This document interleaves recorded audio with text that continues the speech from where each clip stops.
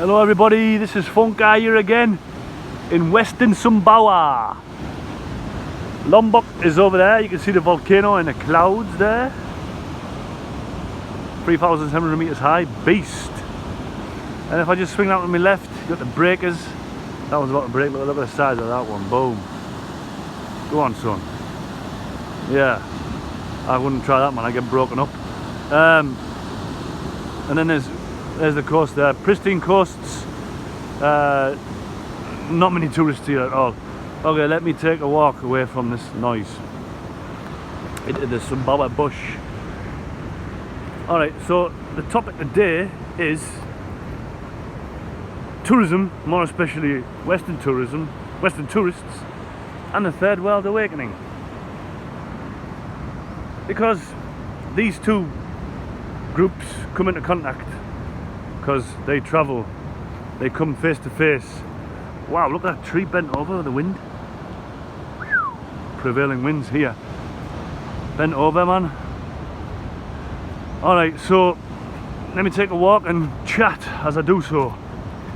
So, most tourists are white that I've come across.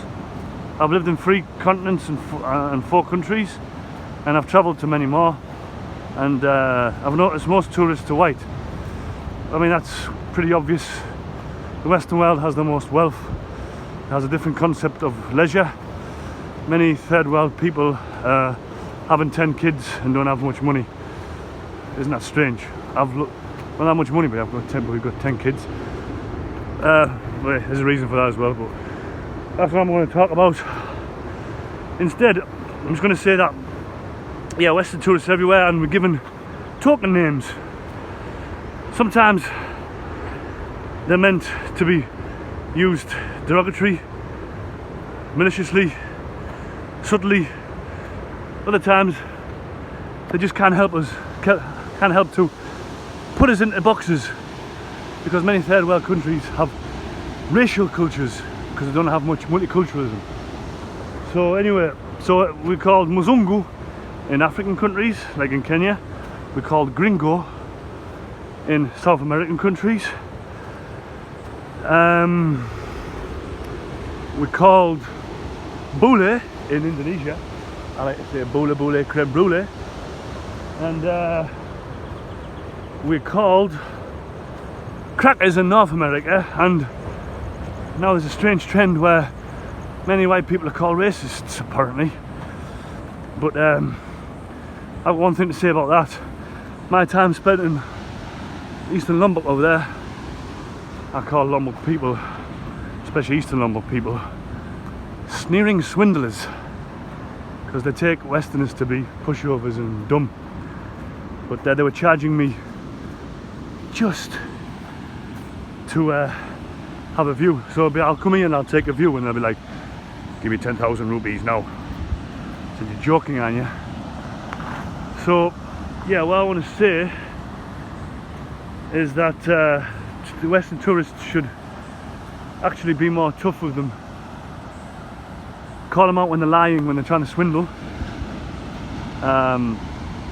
Beat them at their own game, the haggling game, because they're just basically sneering and gossiping behind our backs how dumb we are.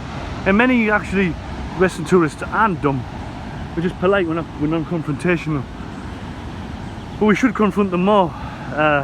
Not aggressively, but just logically.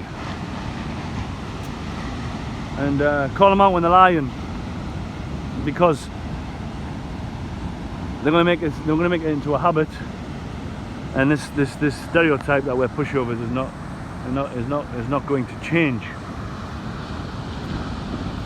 Also, what I've noticed is in the third world, and this is what keeps them down, this is what keeps them mired and stagnant in poverty, is the tribal mindset.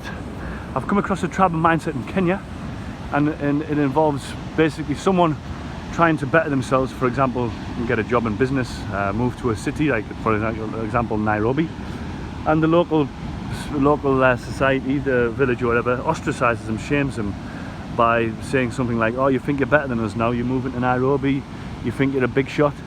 And it kind of, like, you know, dampens the spirit in a country that's already got lots of poverty and bad infrastructure, it doesn't really help. And I'm sure it's the same here, the tribal mindset in Indonesia. So hopefully with this contact between tourists and all these third worlders and exotic countries, you know, we can exchange memories, experiences, and make a change. Third world people need to get out of that tribal mentality, because it has developed fabulous cultures and customs and ancient traditions, but you know, the population is massive now. People want to progress. Money's the name of the game, unfortunately, and we need to make it professionally. A lot of the people in Indonesia, and actually the third world, they think if you overcharge, especially a white man, because he's an ATM, apparently, a white person, then you know, you're going to get rich fast. But what you realise is actually the people who lie are the ones who can't build up a valuable reputation for the business. And many Western tourists, we're not dumb. Some of us are, but many of them, we're not dumb. We will boycott the business if the business owner is in the habit of swindling, and then that business owner will be forever mired in the same stagnant position, selling the trinkets or the souvenirs and sneering and gossiping about the pushover white man and how rich he is. So yeah, the relationships with the money needs to change. The self-worth, the individuality needs to progress and go out there, because the tribal mindset doesn't build. It builds a calm heart, part of a community, which is fair enough. It's nice, but it, you know, it doesn't build innovation or creativity. It just keeps things the same for thousands of years. So yeah, I mean, to conclude, the third world need to awaken themselves, need to stop blaming outsiders, need to call out the government officials, because their government officials, especially the African government officials, are living a lap of luxury at the expense of the locals. They are in bed with, more increasingly, corrupt Chinese companies, which are coming in, paying pennies and taking out loads of resources and not sharing out with the locals. And these corrupt officials, they're supposed to represent the country. They're supposed to be morally correct, upstanding, but they're not. And they're creating bad examples. And people, for example, like, I mean, I've lived in Kenya, and that's the most amount of lies I've heard some lies in Lombok. I don't know about Zimbabwe yet. I haven't been about where everyone's trying to swindle you, and Kenya's even worse. Lying is the name of the game. Swindling, lying. And if your neighbour's lying, if your neighbour's neighbour's lying, if your neighbour's whole bloody village is lying, then it becomes second nature. And how are you going to progress, be successful, build up a reputation, build infrastructure, attract international businesses, if you're mired in squalor, corruption, lies, nepotism? It's not going to work. So yeah, I've see if I can get through this bush. So I've met many Africans. I live in China. There's many Africans who are coming out of that tribal mentality,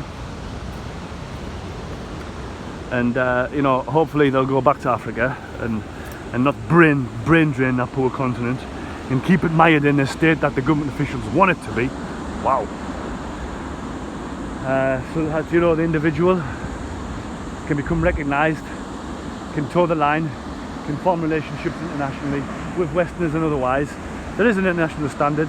When you go and eat, internationally acceptable that the table should be wiped.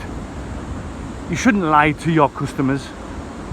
You know, this should be etiquette standard, but unfortunately it's not. So we, as the Western tourists, need to stop being too polite and call them out on their bullshit. And I don't know what they need to do, but that's up to them. But the third worlders need to, I don't know, take stock. Don't lie.